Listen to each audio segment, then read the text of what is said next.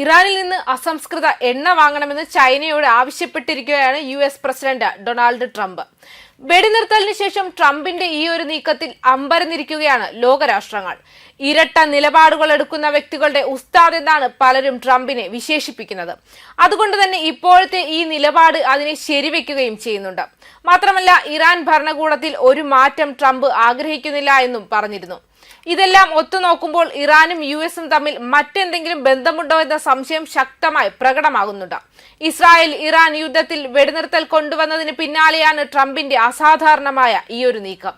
ചൈനയ്ക്ക് ഇറാനിൽ നിന്ന് ഇനി ക്രൂഡ് ഓയിൽ വാങ്ങുന്നത് തുടരാമെന്നും അവർ US-ൽ നിന്നും വാങ്ങുമെന്ന് പ്രതീക്ഷിക്കുന്നുവെന്നും ട്രംപ് തന്റെ ട്രൂത്ത് പോസ്റ്റിൽ വ്യക്തമാക്കുന്നുണ്ട്. മാത്രമല്ല, അത് സാധ്യമാക്കിയത് തനിക്കൊരു ബഹുമതി കൂടിയാണെന്നും അദ്ദേഹം പറഞ്ഞു വെക്കുന്നുണ്ട്. ഇറാനെതിരെ പരമാവധി സമ്മർദ്ദം ചെലുത്തി സാമ്പത്തിക ഉപരോധത്തിലൂടെയും മറ്റും ആണവ പദ്ധതികളിൽ നിന്ന് പിന്മാറാൻ പ്രേരിപ്പിക്കുക എന്നതായിരുന്നു ട്രംപ് നേരത്തെ സ്ഥിരീകരിച്ചിരുന്ന നിലപാട്. ഇതിൽ നിന്നാണ് ഒറ്റയടിക്ക് അദ്ദേഹം തിരിഞ്ഞു നടന്നിരിക്കുന്നത്. ട്രംപിന്റെ പുതിയ നീക്കത്തിൽ അന്താരാഷ്ട്ര രംഗത്ത് തന്നെ അമ്പരപ്പുണ്ടാക്കിയിട്ടുണ്ട്. ഇറാനിൽ നിന്ന് ഏറ്റവും കൂടുതൽ അസംസ്കൃത എണ്ണ വാങ്ങുന്ന രാജ്യമാണ് ചൈന. US ഉപരോധത്തെ തുടർന്ന് പ്രതിസന്ധിയിലായ ഇറാന് പിടിവള്ളിയായത് ചൈന ക്രൂഡ് ഓയിൽ വാങ്ങിയിരുന്നത് കൊണ്ടാണ്. ഇറാനിൽ ഉത്പാദിപ്പിക്കുന്ന അസംസ്കൃത എണ്ണയുടെ 90% വാങ്ങുന്നത് ചൈനയാണ്. ഇതിനിടെയാണ് പ്രോത്സാഹനവുമായി ട്രംപ് രംഗത്ത് വന്നത്. ഇറാനിൽ നിന്ന് കഴിഞ്ഞ ഏപ്രിലിൽ 90% ക്രൂഡ് ഓയിലും വാങ്ങിയത് ചൈനയാണ്. ഇതിന് പിന്നാലെ കഴിഞ്ഞ മാസം ചൈനയിലേക്കുള്ള ഇറാന്റെ എണ്ണ വ്യാപാരത്തിനെതിരെ US ഉപരോധം കൊണ്ടുവന്നിരുന്നു. US-ന്റെ ഓയിൽ കമ്പനികൾക്ക് ചൈനയിൽ നിന്ന് ഓർഡറുകൾ നേടിയെടുക്കാനുള്ള തന്ത്രമാണോ ട്രംപ് പയറ്റുന്നതെന്നാണ് ലോകം സംശയിക്കുന്നത്. ഇറാനെയും ചൈനയെയും ഒരേപോലെ ഉപയോഗപ്പെടുത്തുന്നത് റഷ്യയെ ഉദ്ദേശിച്ചാണെന്നാണ് വിലയിരുത്തലുകൾ വരുന്നത്. ഇറാനിൽ നിന്ന് കൂടുതൽ ക്രൂഡ് ഓയിൽ ചൈന വാങ്ങിയാൽ റഷ്യയിൽ നിന്നുള്ള അവരുടെ ഇറക്കുമതി കുറയും.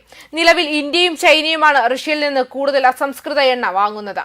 യുക്രൈനുമായുള്ള യുദ്ധത്തിൽ റഷ്യയ്ക്ക് അസംസ്കൃത എണ്ണ വിൽപ്പനയിലൂടെയുള്ള വരുമാനം നിർണായകമാണ്. മാത്രമല്ല, വിദേശ നയത്തിൽ വീണ്ടും മാറ്റവുമായി അമേരിക്കൻ പ്രസിഡന്റ് ട്രംപ് രംഗത്ത് വന്നിരുന്നു. ഇറാനിൽ ഭരണമാറ്റം ആഗ്രഹിക്കുന്നില്ലെന്ന് ഡൊണാൾഡ് ട്രംപ് ചൊവ്വാഴ്ചയാണ് വ്യക്തമാക്കിയത്. നെതർലൻഡ്സിൽ നടക്കുന്ന നാറ്റോ ഉച്ചകോടിയിൽ പങ്കെടുക്കുന്നതിനായി എയർഫോഴ്സ് വണ്ണിൽ മാധ്യമപ്രവർത്തകരോട് സംസാരിക്കവേ ഇറാനിയൻ നേതൃത്വത്തെ മാറ്റേണ്ടതുണ്ടെന്ന് വിശ്വസിക്കുന്നുണ്ടോ എന്ന ട്രംപിനോട് ചോദ്യത്തിന് മറുപടിയായിട്ടാണ് ഇല്ല, എനിക്കത് വേണ്ട എന്ന് US പ്രസിഡന്റ് വ്യക്തമാക്കിയത്.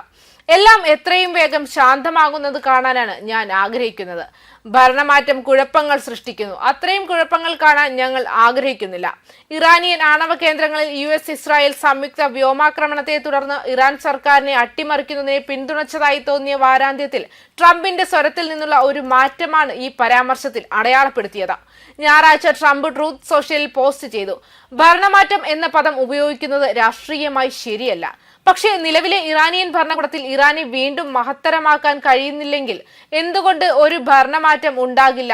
ഇറാന്റെ ആണവ പദ്ധതിയെ തകർക്കുക എന്നതാണ് US സൈനിക നടപടിയുടെ ലക്ഷ്യമെന്നും ഇറാന്റെ സർക്കാരിനെ മാറ്റി സ്ഥാപിക്കുകയല്ല എന്നും അദ്ദേഹത്തിന്റെ ഭരണകൂടത്തിലെ മുതിർന്ന ഉദ്യോഗസ്ഥർ വാദിച്ചതിനെ തുടർന്ന് അദ്ദേഹത്തിന്റെ അഭിപ്രായങ്ങൾ സഖ്യകക്ഷികളിൽ അമ്പരപ്പുളവാക്കി.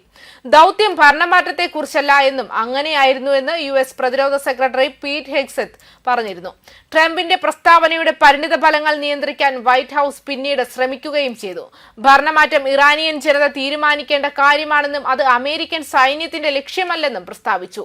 അതേസമയം 2 ആഴ്ചയോളം നീണ്ടുനിന്ന ശത്രുതയ്ക്ക് ശേഷം ഇറാനും ഇസ്രായേലും തമ്മിലുള്ള ദുർബലമായ ഒരു സമാധാന ഉടമ്പടി കൈകാര്യം ചെയ്യാൻ ട്രംപ് ശ്രമിച്ചു.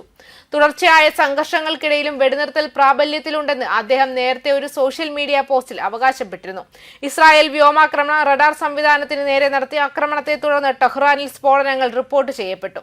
വെടിനിർത്തൽ നിലവിൽ വന്ന് മണിക്കൂറുകൾക്ക് ശേഷം ഇറാനിയൻ മിസൈലുകൾ വിക്ഷേപിച്ചതിനുള്ള പ്രതികാരമായാണ് ആക്രമണം നടത്തിയതെന്ന് ടെൽ അവീവ് വ്യക്തമാക്കുകയും ചെയ്തിരുന്നു. മിസൈലുകൾ പ്രയോഗിച്ചിട്ടില്ലെന്ന് ടെഹ്റാൻ നിഷേധിച്ചു.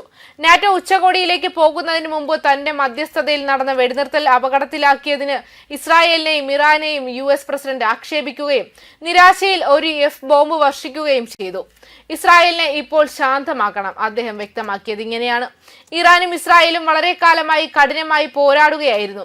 അവർ എന്താണ് ചെയ്യുന്നതെന്ന് അവർക്ക് മനസ്സിലാകുന്നില്ല. കുറച്ചു കഴിഞ്ഞപ്പോൾ ഇസ്രായേലും ഇറാനും ഒരുപോലെ യുദ്ധം നിർത്താൻ ആഗ്രഹിച്ചു എന്ന് അദ്ദേഹം ഒരു ട്രൂത്ത് സോഷ്യൽ പോസ്റ്റിൽ പറഞ്ഞിരുന്നു. ന്യൂസ് ഡെസ്ക് കർമ്മ ന്യൂസ്.